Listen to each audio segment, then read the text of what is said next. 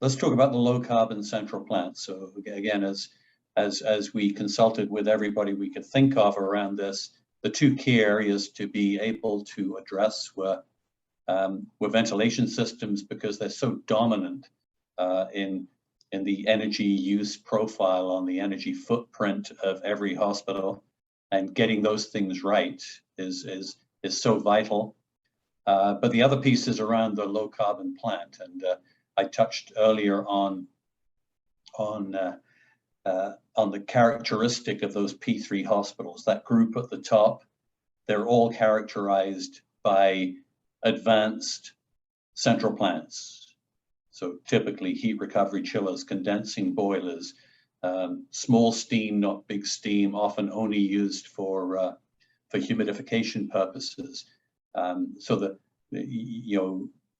perhaps the biggest single difference between this new fleet of hospitals that are designed for high performance, and in at least half the cases are achieving those kind of levels, lies within the central plant. So it raised for greening healthcare 2 years ago the big question of however do we start replicating the kinds of technologies and operational practices and controls that we're seeing in the new hospitals in the much larger number of existing facilities, so that we start achieving those kinds of low carbon footprint numbers across the whole hospital sector.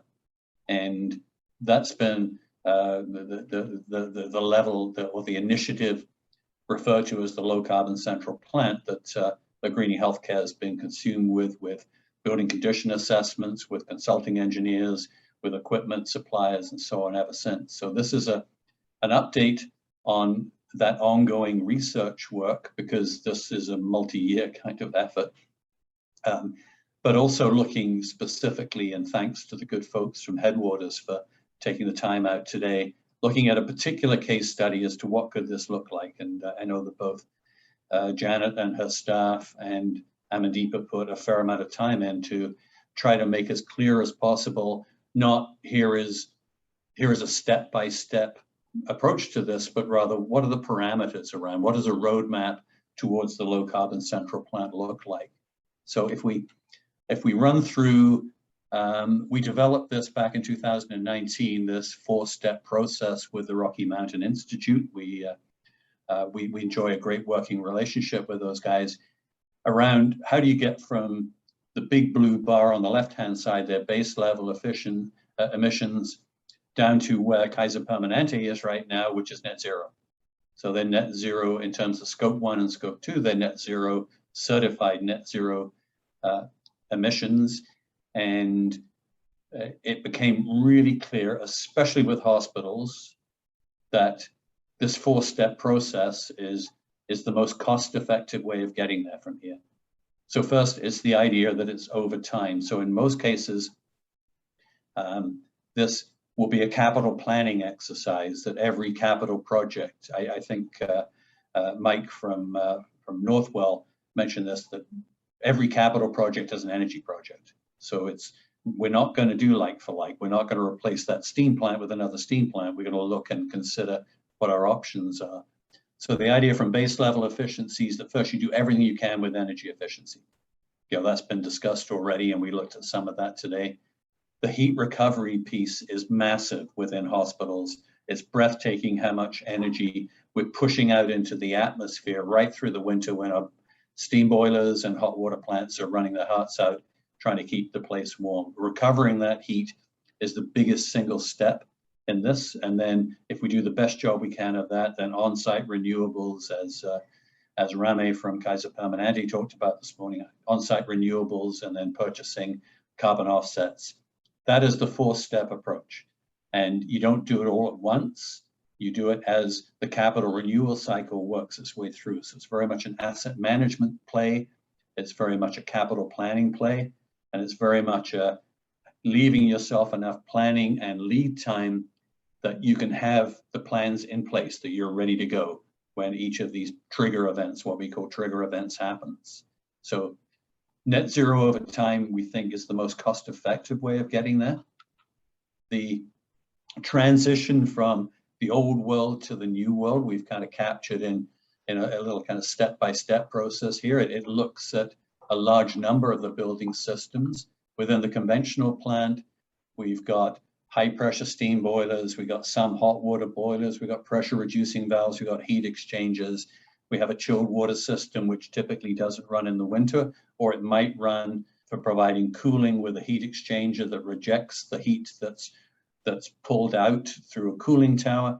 We've got exhaust fans blasting warm air out all through the winter, and we've got wastewater discharging right through the winter, sending typically warm water down to the sewer. So this is the high carbon conventional plant world that the vast majority of North American hospitals, we think, still find themselves in.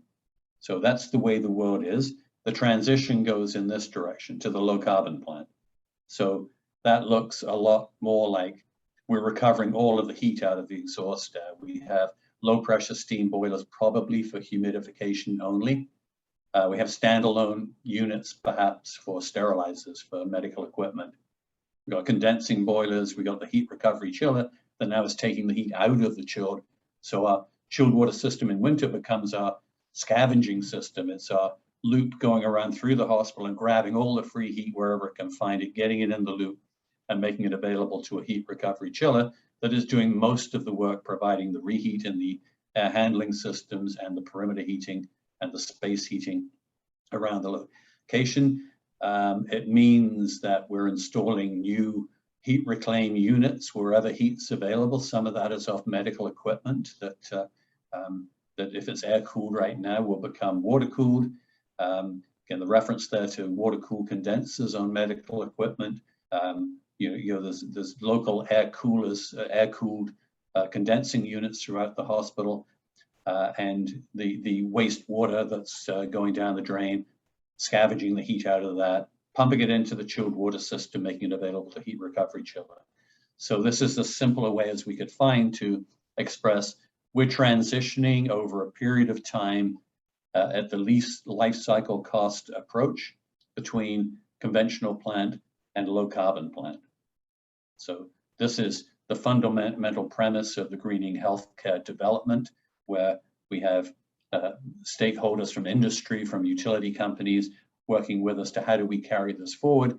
And obviously, if you heard the conversation with the Canada Infrastructure Bank this morning, a lot of federal interest on these being large projects that have profoundly deep effects on greenhouse gas emissions. So this is the conceptual framework, if you like. The idea of capturing all the heat losses, again, this is a little piece that we've framed together here. Flue gas heat recovery. We're going to be using some level of boilers for the foreseeable future. Flue gas heat recovery is a big issue, and we're working with the industry on condensing heat recovery from steam boilers, where contact economizers, where that heat can either be used directly for low-grade purposes or upgraded to provide additional heating, and simply economizes on the back end of any hot water or steam boilers to maximize efficiency. So this is a piece in action. What goes with this is doing these things in the right sequence can dramatically reduce the peak load attached to the heating and the cooling side, which makes the whole process a lot more economical. And as it says here, item 5 comes into the building envelope, where upgrades to the building envelope can allow lower supply water temperatures around the building, which in turn make possible and more efficient the central plant configuration.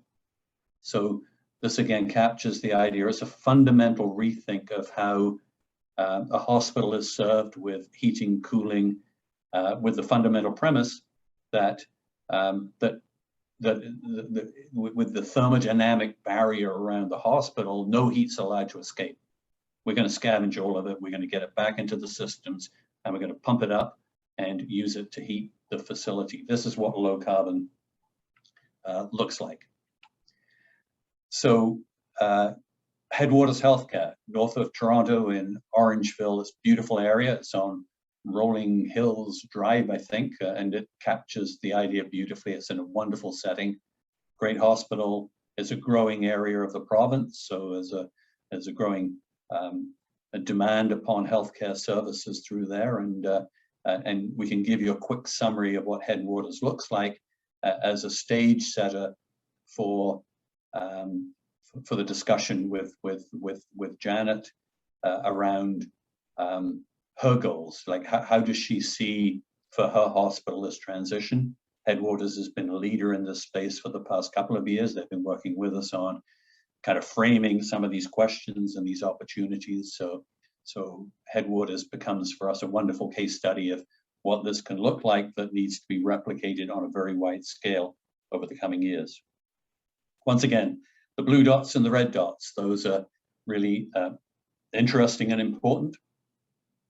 We can see here that the hospital's been achieving base electrical savings. You can see those in there with the blue dots on the electrical side through the winter months are lower.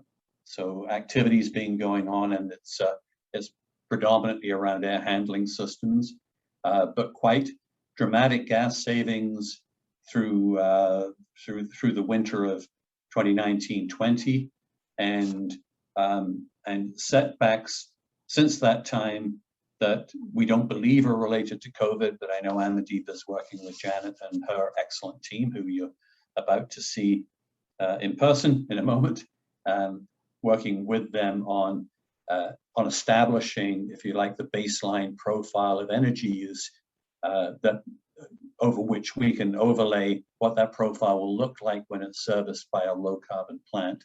And again, with the understanding that step one is always maximizing energy efficiency, and Janet is very aware there's work left to be done on that space.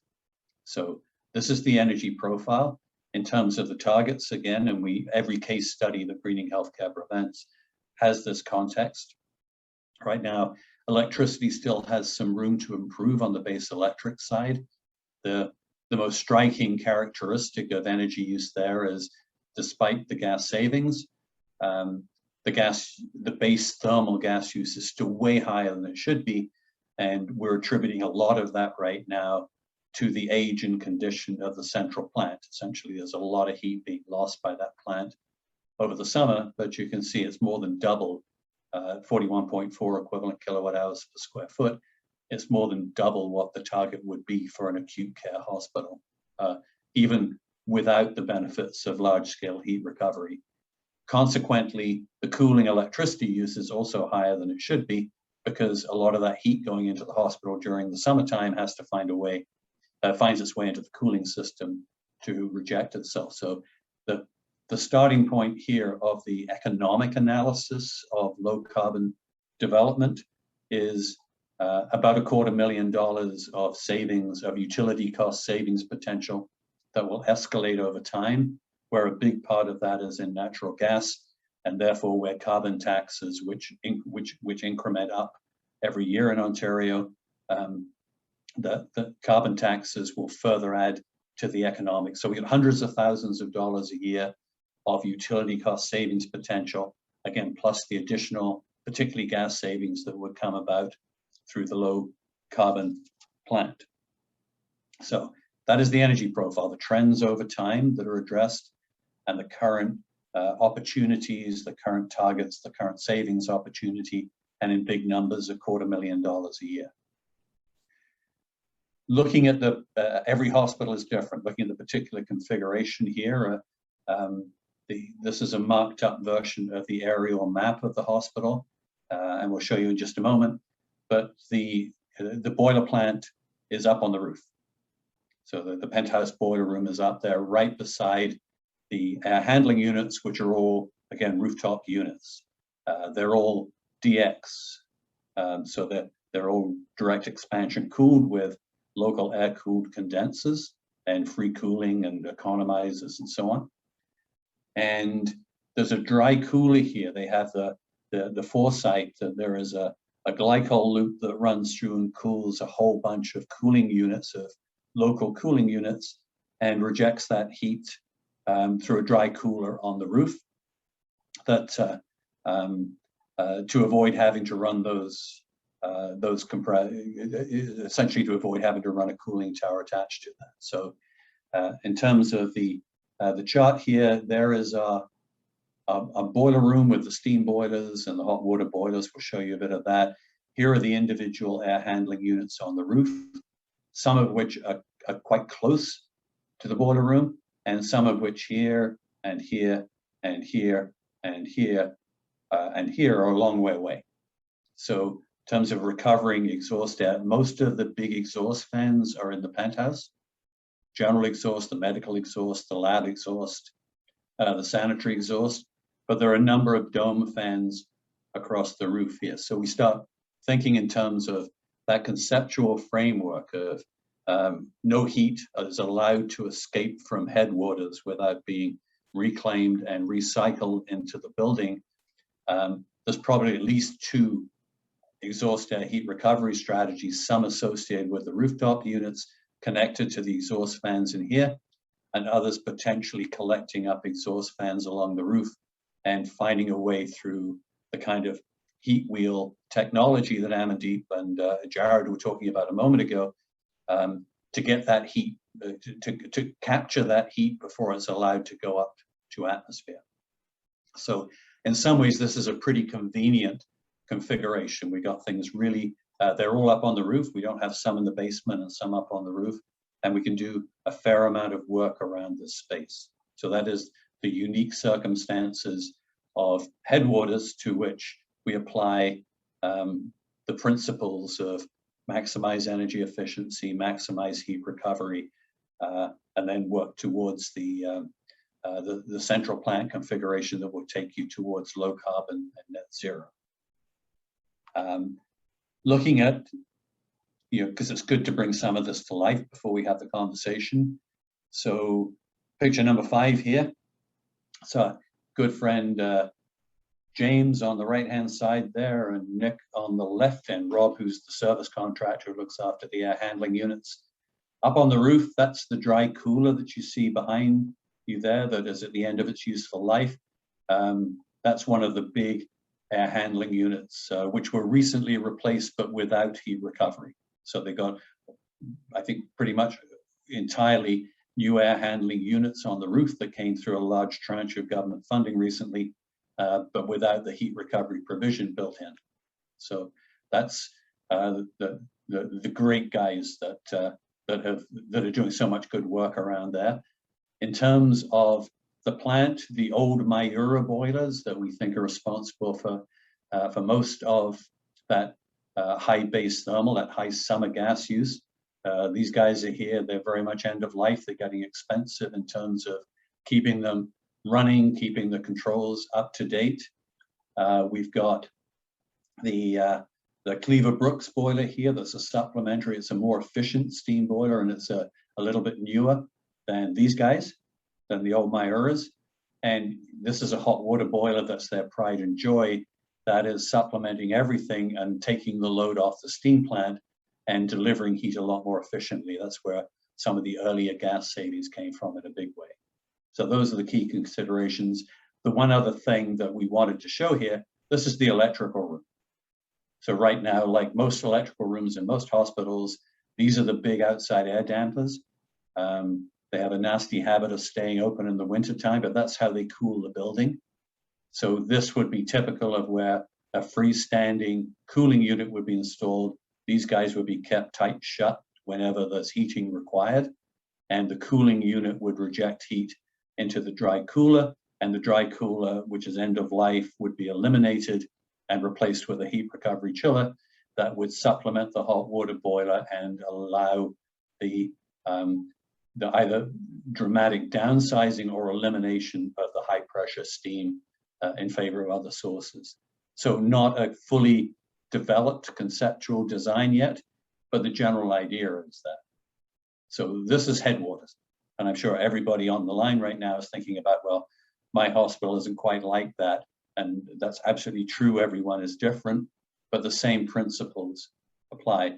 And the best way we could find, and I'll need Amandeep's help to walk through this, the best way we could find to address the difference between the conventional plant and the low carbon plant was pulling this information out of the latest building condition assessment. So For the organizations on the line from south of the border, I'm not sure that it's routine everywhere that every hospital is required to have a regular building condition assessment to determine the remaining useful life in all the plant and equipment and building components, and what kind of funding should be planned for on a go-forward basis to replace equipment when it reaches the end of its natural life. So this is the recently completed, the 2021 building condition audit conducted for Headwaters by our good friends at Nadine International. Extracting, so within there's nurse call stations and plumbing fixtures and all kinds of things that don't relate, and emergency generator replacements that don't relate to the low carbon plant. What Amandeep here has done is extract all the line items that do. So there's the steam generator replacement, there's the power plant upgrade, there's a chiller installation that was contemplated, and so on. So these are all extracted line items that relate to the low carbon central plant. And these are the budget items attached to them. Many of these items are deemed to be emergency, that they need fairly immediate attention. The whole thing that should make Divya happy and our friends at the Canada Infrastructure Bank, this is close to a $10 million project. So the way it's presented within the building condition audit, there's about $10 million worth of remedial work needed. A big one here is the replacement of the building automation system, which is fundamental to making this whole thing work, to being able to orchestrate the operation of the pieces. So, Amity, please correct me if we get there, and then we'll step on to the conversation with Janet and Daniela in just a moment. But if we run quickly line by line through this, because it's not always, the low carbon option is not always the more expensive option. So the steam generator replacement, if high pressure steam can be eliminated, that's a less costly approach. The deaerator, we haven't spoken to Nadine yet, but it may not be needed if we can get rid of the high pressure plant. The power plant upgrade, again, the same thing, without high pressure steam, that's a lower cost. And this is more of a comprehensive overall system replacement. The planned chiller installation to do part of the cooling load, that gets replaced by the heat recovery chiller that we'll look at down below. There's piping upgrades, which are going to need to be done anyway, but avoiding high pressure steam reduces that cost. There's a whole bunch of work to do about glycol and snow melt, but with the snow melting, that will be supplied by heat recovery, and that could be condensing heat recovery off the boilers.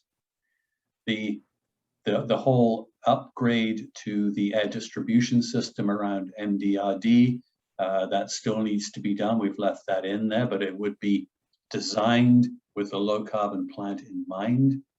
The replacement of split air conditioning units, that is gold for us, because those things typically run through the winter, and replacing them with water cooled instead of air cooled units, connecting those to the chilled water system.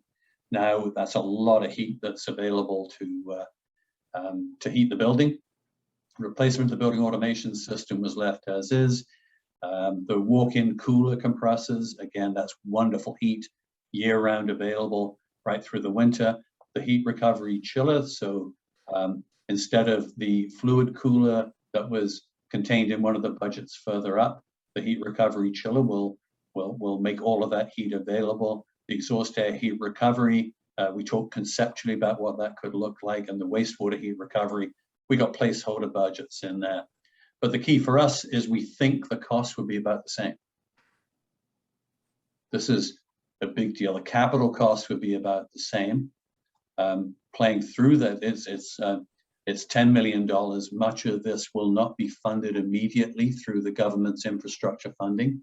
So it's not clear how the over time, so if we had a $10 million project right now, how over time that would be pieced together. It needs some significant planning, cash flow analysis, life cycle cost analysis. But overall, the message is we can get to low carbon. And in many cases, if the plant, for example, had been in the basement, this cost picture could have been substantially skewed. It might not look like this at all. So there will be a cost premium, but then you factor in the utility cost savings, the $250,000 we looked at, that number would escalate over time.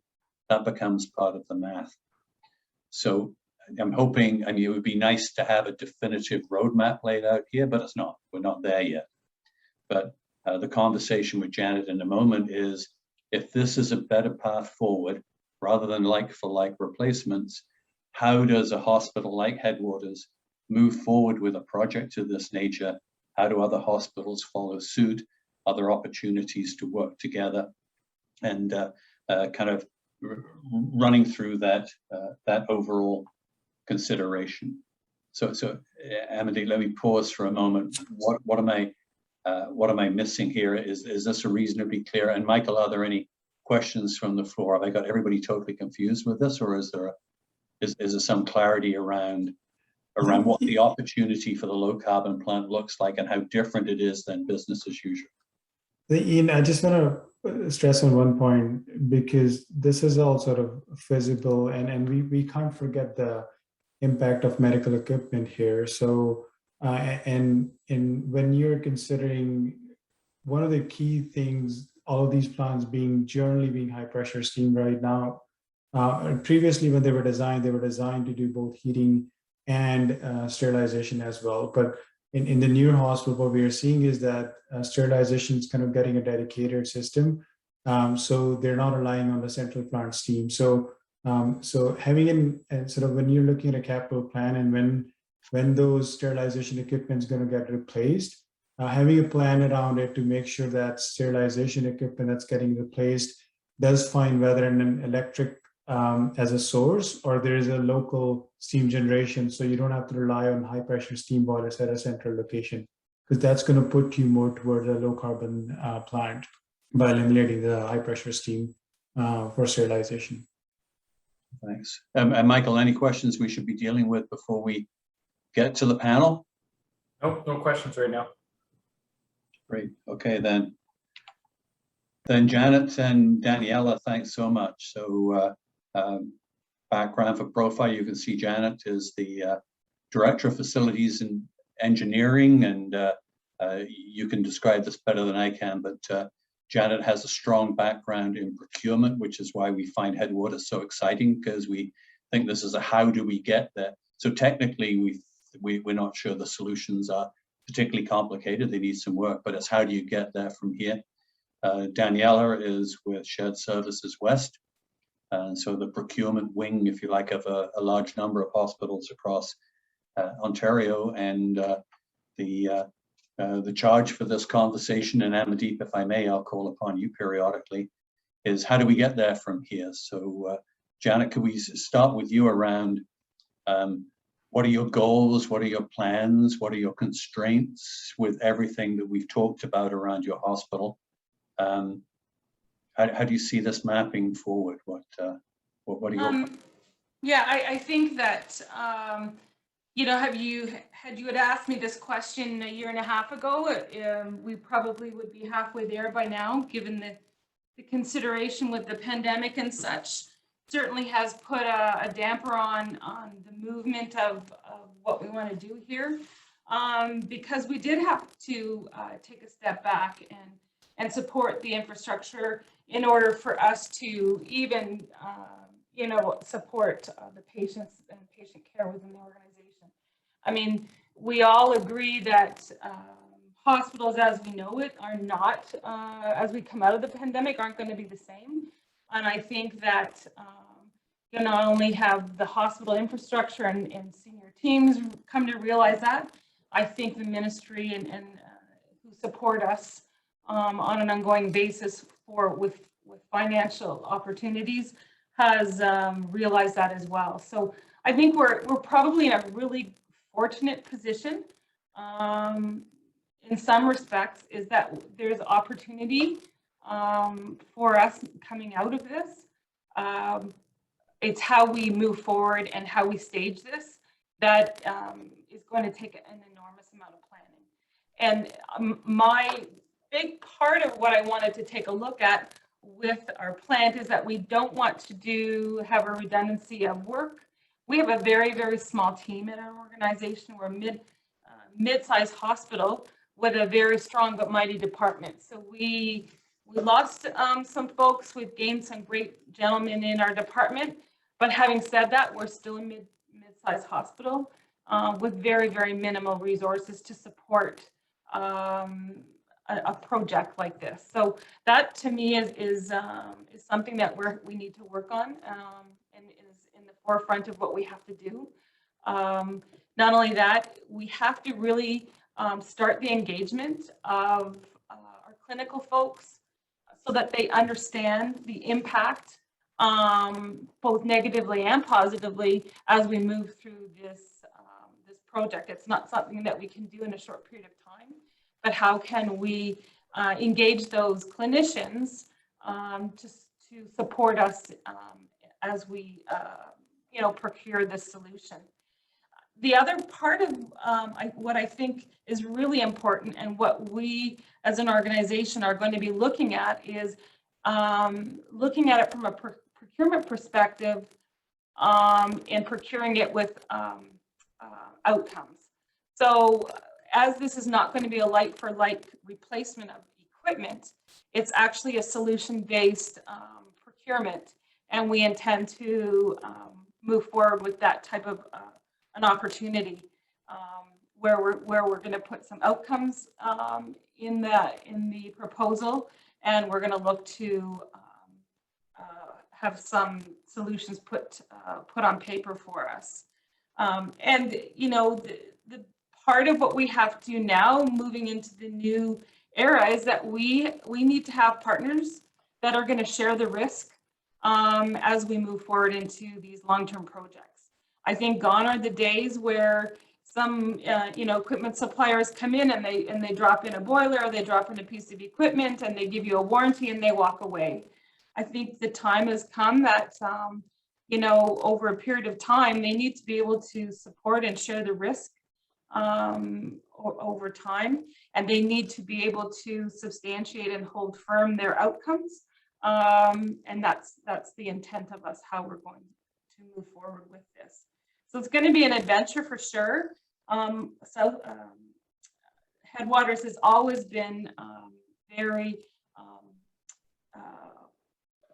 in the forefront of any kind of initiatives.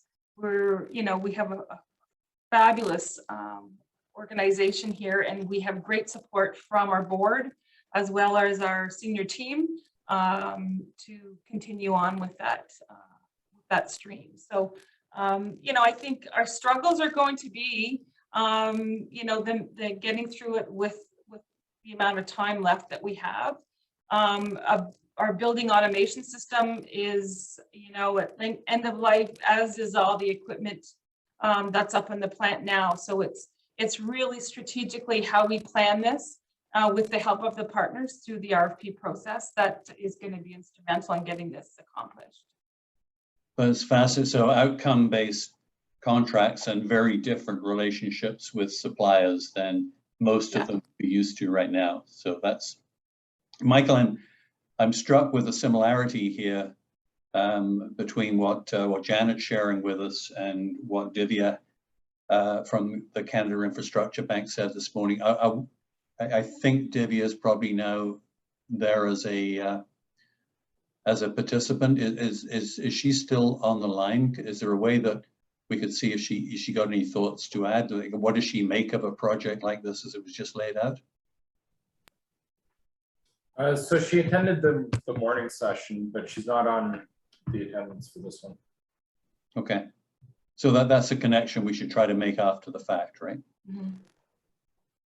Because if they got, so there's a lot of similarity. I know, Janet, you were tied up this morning, but a lot of similarities about shared risk and different supplier relationships and putting together big projects that have a really big impact as opposed to nibbling away piecemeal.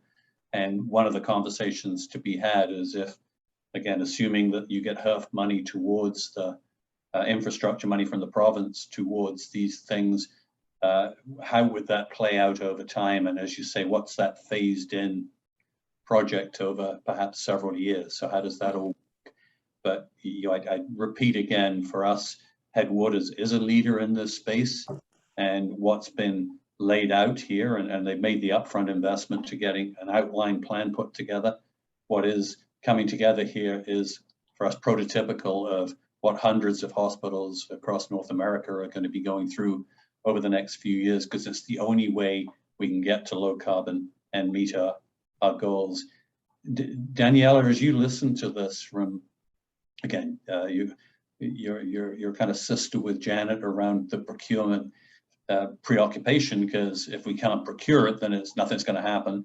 What are your thoughts about issues that might arise from this in terms of going radically? One, the type of contract that Janet's referring to, and two, you go so substantively away from like-for-like replacement to, no, there's a low-carbon alternative and it doesn't look like anything like the existing plan.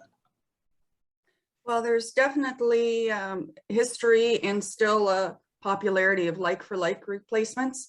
And it's going to be a shift for our hospitals, our client hospitals, to articulate that to us as well. Definitely procurement people ask that periodically, but it won't go far unless the clients express a need and desire for it. Janet and Headwaters have been a trailblazer in other procurements. So thank you, Janet. It's been exciting already. And I'm delighted to have a heads up on this, because one of my comments is, when you engage in this type of more complex procurement, you do want procurement to be engaged a little more in advance. For sure, the technical people and the hospital people will be carrying the lion's share of the weight for developing what deliverables they want and so on. And we need that piece done, of course. But we do, because we have to structure our documents somewhat differently, we need that advanced time. So the more time we have to do that, the better. So thank you again, Janet, for more excitement. I'm sure it'll be a great process, and I look forward to sharing that with our other client hospitals. And Daniela, thanks, because I'm not sure we'd maybe emphasize as much the pre-planning requirement. The most common barrier, impediment to doing the right thing is lack of time. Correct. It's just project after project after project, which is done fundamentally like for like, and missing that opportunity and putting assets in place that are going to be around for 25 years. That why didn't we do it smarter? Because we started too late. And Exactly. we're seeing that trend, for example, with the new South Niagara Hospital, one that will be added to this list of P3 hospitals a couple of years from now that's going through the process. They started 2 years earlier than required by the ministry to ensure they had all the players on site and they had the opportunity to explore all the options. So the response wasn't, yeah, it's a really good idea, but we got no time. And still they ran out of time. So the idea that we need way much more time up front, getting our ducks in a row, doing the background research, thinking about the configurations that make sense, the technology that makes sense, the future proofing, the planning for higher carbon taxes than we've ever had before. And that's, again, time, as you know better than we do, is not the friend of any hospital. It's the No. working finite resources. No. And the other would be, I don't have a good sense of what the vendor appetite is for this kind of thing, these types of procurements. So we may need additional either document open time or discussion time with vendors. Did I miss a discussion on that earlier in the day about whether vendors are there on board for this type of thing? No, you did not, but we got a lot of vendors on the line today, and we will on October the 6th for the session on new hospitals, and I think we'll be hearing a lot from them, and they'll have a real interest in what some of this documentation looks like. I believe everybody we talk to fully understands that the low carbon world is coming, and and you either adapt to the new reality or you die. So I think industry will be very responsive to this, but also very concerned that they have structures where they can still make a living. So, but you're quite correct that that vendor relationship, the industry relationship is going to be vital here, as indeed the consulting engineering community. They're going to be asked to do things very differently than they've done before, and that's going to look quite different. So, and I think too, Ian, I think the whole idea of this type of procurement, it allows for out of the box thinking. When you're not replacing like for like, it allows for that opportunity to kind of, well, here's the outcomes that we need to get to, and it allows these suppliers and vendors to come to the table with alternative thinking, alternative solutions to what you're looking for. That is a little unusual. It's a bit uncomfortable for traditional procurements. But we do really have a lot of legal expertise out there now. We have minimal, but we do have procurement expertise out there that is building on how we can run these non-traditional procurements. And I think that it's only going to be more to come. And within the facilities world, this is where procurement needs to go to. All hospitals are different. No hospital runs the same. No hospital infrastructure is the same. So it's a long time coming that we actually put tenders out there that are one box fits all. It doesn't work that way in the facilities world. So I think that this is kind of the next phase, and once it starts, I think it'll just evolve throughout the sector. Those are great closing thoughts, Janet. Thank you, and again, thanks to Headwaters for your leadership in this space. We talked this morning about the transformational change to get to from the trajectory we're on right now to what we need to get to net zero by 2050.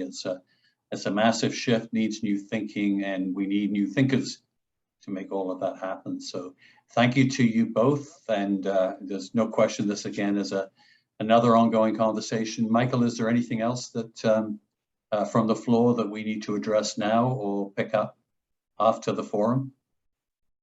No questions. Great.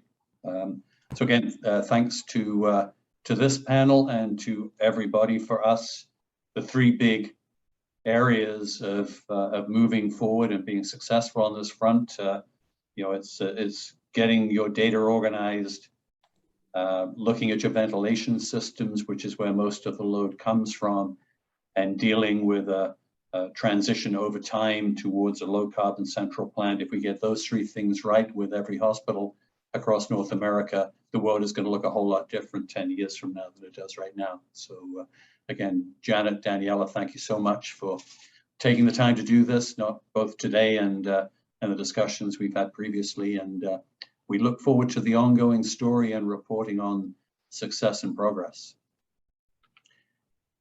Let's step along to closing remarks, and thanks again to everybody who took the time out of their crazy busy days to be part of this conversation today.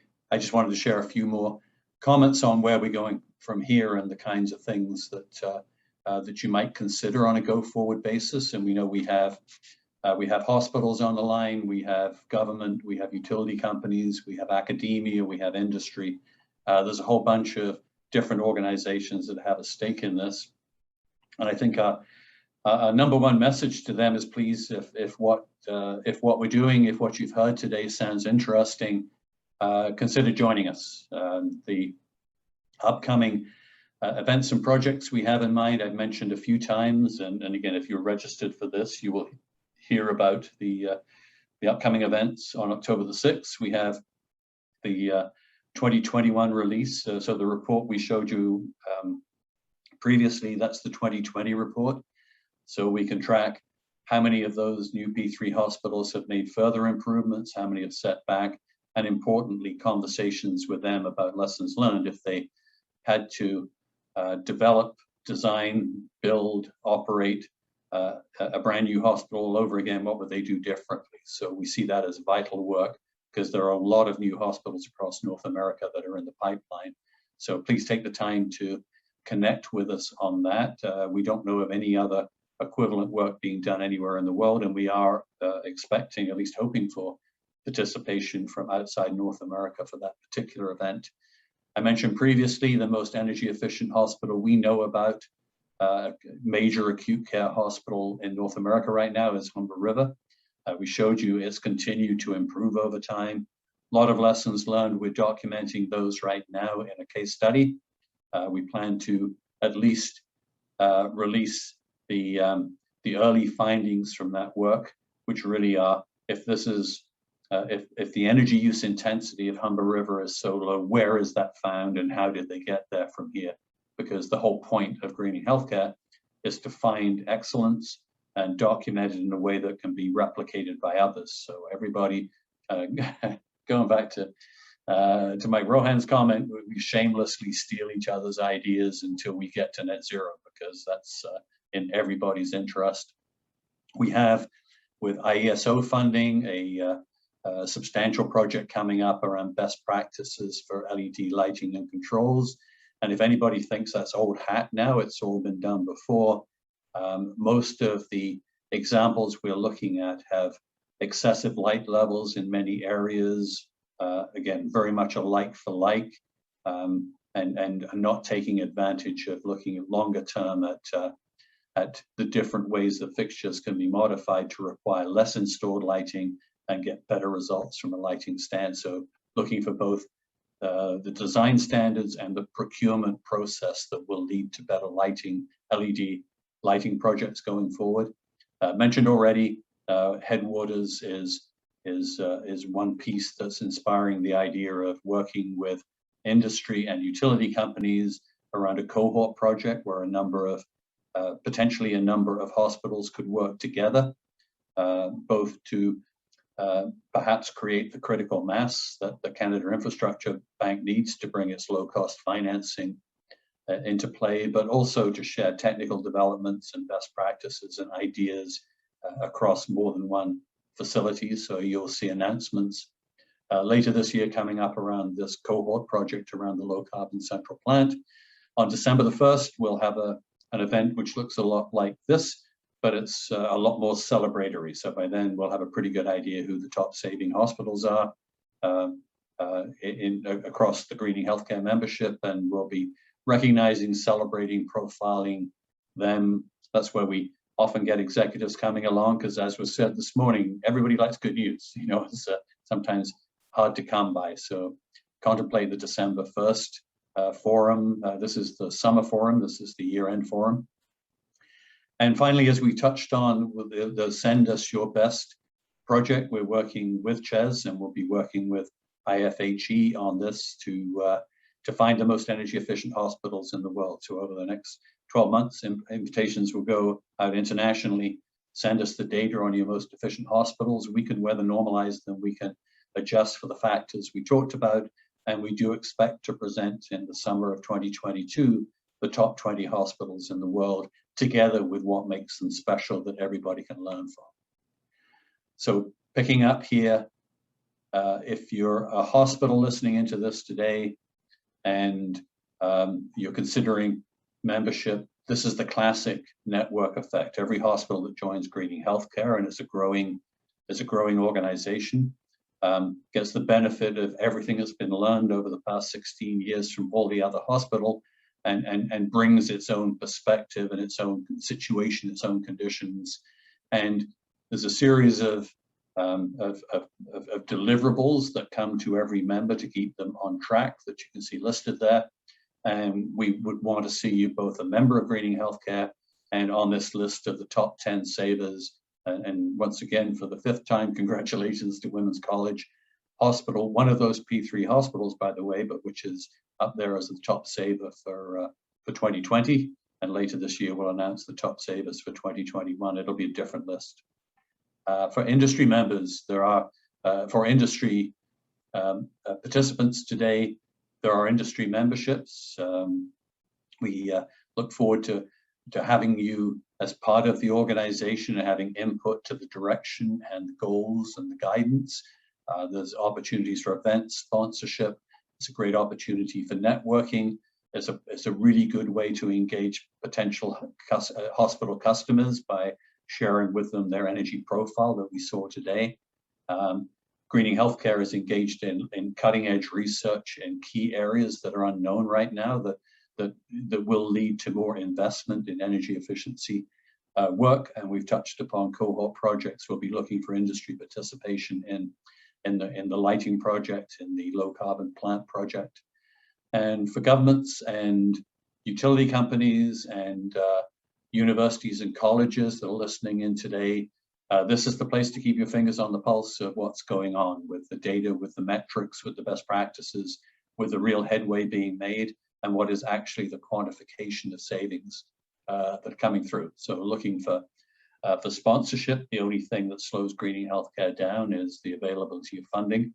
It's a non-profit, it's not a charitable organization, but the achievable savings potential coming out of this is reliable and very economical way of understanding where the opportunities are, finding the high potential buildings, tracking real savings over time. We're heavily involved with the IESO and Enbridge around pay for performance type demand side management program. And for governments, we consult on a regular basis with what are the real data saying and where should policy direction be leading us. So Steve, could I pass it over to you with the promotional on the International Federation of Healthcare Engineering 2022? Sure. Thanks a lot, Ian. And again, thanks a lot for including me in today's event. I think it's been fantastic, from Penny with her keynote speech all the way through all these interesting technical presentations. So thanks. So I just want to do a quick commercial for the IFHE 2022, which is going to be held in Toronto in September. It's actually goes from September 17th to the 21st. The first couple days are executive committee meetings and our council meeting. And then the program, which Chess is the co-lead in with IFHE. And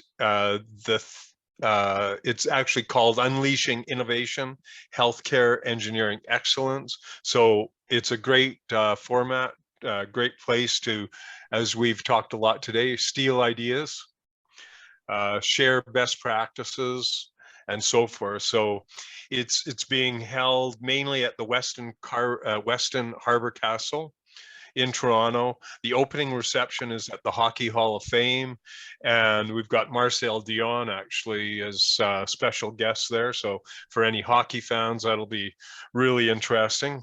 I've never met him, but I've heard that he's a very interesting fellow. I'm sure he's got lots of good hockey stories.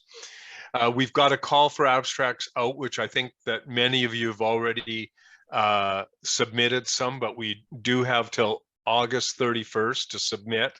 And even after that, I've been told that, hey, if you've got an idea, because I mean, times change. I mean, the way we've seen times change in the last 18 months and what's important and what might not be as important today as it is in 6 months, it might change. So, I mean, we do know that global warming is important, and to reduce our emissions, that's always going to be important. And it's, you know, to me, it leads all importance for any of the presentations that we could be talking about there, and to learn from others from around the world. So anyway, call for abstracts ends at August 31st. But like I said, if something comes up, just put the submission in anyway. It'll be a great program. Gordon Burrell is leading the program group, and Gordon's been doing that for years for Chess and always comes up with a fantastic program. I think that most of you know Gordon Burrell. We're going to have tours on, I think it's on the Wednesday, and one of the tours will be Humber River Hospital, and we'll have at least a couple more. So that'll be great. And so the other thing that is just being initiated at the IFHE 2022 is our Global Energy Awards. I think we've got one slide on that. There we go. And so this is the first for Global Healthcare Energy Awards. I'm sure it will change after this year, but this year it's very basic with any facility can put their name in that has reduced 5% or greater as far as energy use. And I'm just hoping that it's going to start conversations, and as we've talked a lot about today, build some relationships with people from all over the globe. In the group that I'm most familiar with, we've got people from Japan, from Australia, from South Africa, from United States, so from Italy, from all over Europe. So I think it's a great opportunity for Canada to show off what we do in healthcare engineering. And I really hope that a lot of you or all of you can make it to IFHE 2022. I mean, I want to show our Canadian pride. So we've done a lot and we're doing a lot. And as far as energy goes, we know we all have to focus on it as much as possible. Steve, Thanks, Ian. thank you. Great, great advertorial. And keep in mind, we don't just steal ideas, we steal them shamelessly.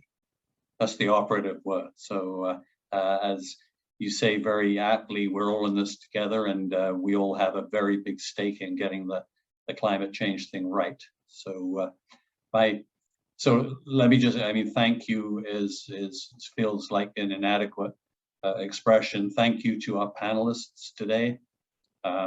Thank you to Michael and to Amandeep for the heroic work pulling all of this together at short notice. And thank you above all to everybody who attended. There wouldn't be any point in any of this without your presence and your interest. You got Michael's, you got the Greening Healthcare website here. You got where a lot of information and resources can be found. You got Michael's and Amandeep's contact information. Say the forum is always the beginning of a story, it's never the end, it's never a statement, we've never got there. It's always a step along the way. We really want to hear back from everybody. Where we've got Q&A, we will respond to everybody that has been good enough to send their questions out there. And please stay tuned as these themes, as these projects, as these developments, as these ideas take shape over time. It's a fast-moving agenda, and we've got a long way to go.